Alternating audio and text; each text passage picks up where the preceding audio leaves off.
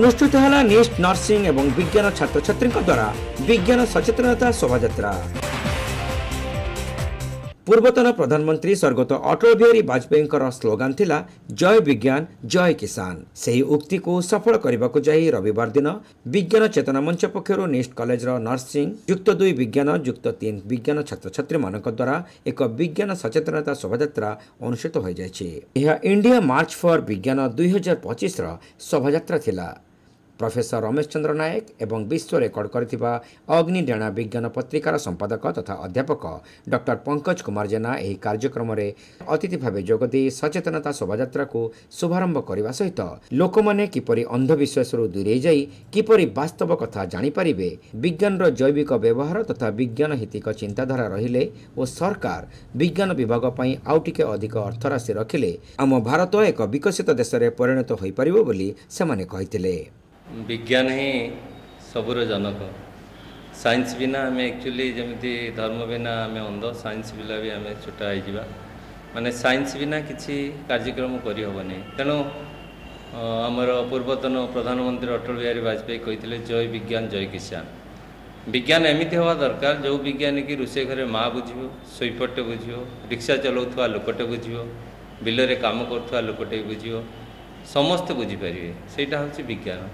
तेणु से विज्ञान को लोक मान भितर सचेतन करने आज कार्यक्रम एवं आम वर्ल्ड एटा विज्ञान चेतना मंच जो से विज्ञान चेतना मंच आयोजक से आयोजनटा कर अवेयरनेस प्रोग्राम द्वारा लोक मैंने जानीपर जे जमी गुणी गारेड़ी तापर बहुत विश्वास आमर विज्ञान पर कम विश्वास यही सब बहुत अंधविश्वास हो जाए। छोटिया छोटिया कथा बिराड़ी बांधिकी साधा दवा माने बिराड़ी बांधिकी साधा दवा ये बिराड़ी काटे साधा पूर्व खाईदेव से कथा किंतु आज तो आउ से जुग ना किंतु एबे भी सही प्रथा से कथा सब चलती।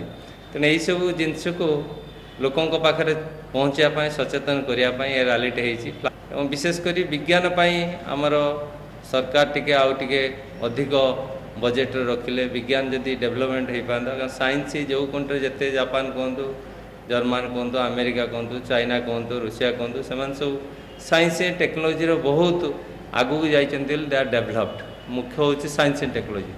आम जहाँ जिते सब देखु यूज कर काठू गाड़ी पड़ा सब जापान की जर्मन की सही मेट सब आम यूज कर कि अमेरिका मेट सब यूज कर कि चाइना। तेणु से साइंस एंड टेक्नोलोजी बहुत डेभलप।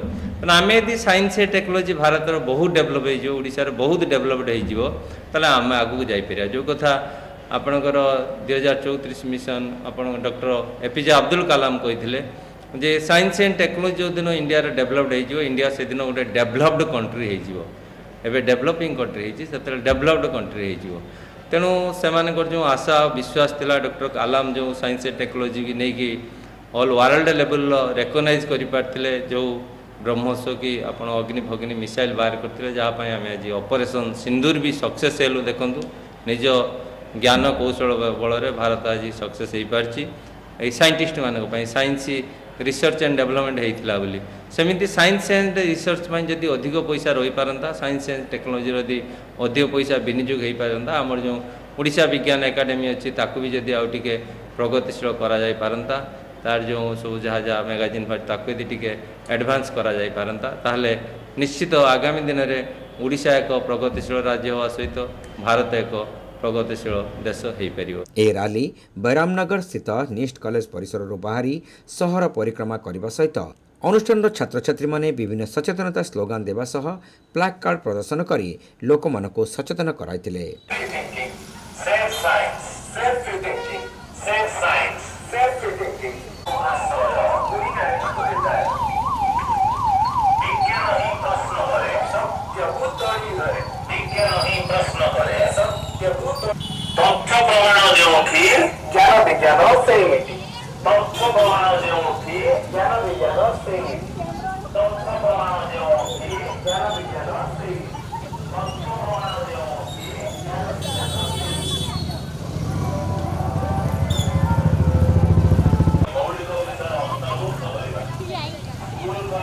नंदराय चौधरी, अध्यापक विद्याधर प्रधान, अध्यापक निरंजन जेना, अध्यापक चंदन कुमार नायक, समाजसेवी केशव नायक, प्रधान शिक्षक हरिहर भूया, पूर्वतन विज्ञान परिदर्शक नृसिंह चरण नायक प्रमुख जोगदे ଏହି ଶୋଭାଯାତ୍ରାରେ ଭାଗ ନେଇଥିଲେ।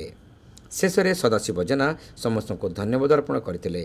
ଏହି ଶୋଭାଯାତ୍ରାକୁ ଅଜିତ କୁମାର ସାହୁ, ମନୋଜ ପ୍ରଧାନ, ଦୟାନନ୍ଦ ଶତପଥୀ, ସତ୍ୟପ୍ରକାଶ ଭୂୟା, ଉତ୍ତମ ବେହେରା, ଲକ୍ଷ୍ମୀକାନ୍ତ ନାଥ, ରାଜେନ୍ଦ୍ର ମନ୍ତ୍ରୀ ଉପସ୍ଥିତ ରହି ସମସ୍ତ କାର୍ଯ୍ୟକୁ ପରିଚାଳନା କରିବାରେ ସକ୍ରିୟ ସହଯୋଗ କରିଥିଲେ।